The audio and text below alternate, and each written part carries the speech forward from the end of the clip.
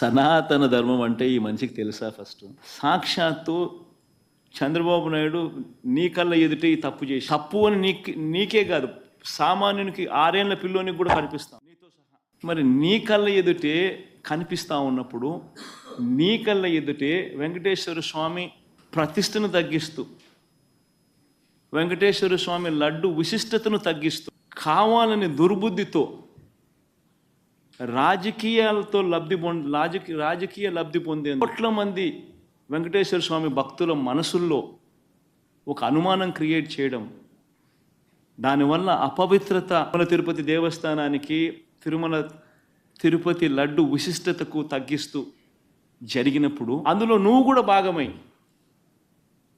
నువ్వు కూడా అది అబద్ధమని తెలిసి, నువ్వు కూడా ఆ అబద్ధానికి రెక్కలు కట్టి, నువ్వు కూడా అదే దుష్ప్రచారాన్ని చేయడంలో నువ్వే అడుగులు ముందుకు వేస్తా ఉన్నప్పుడు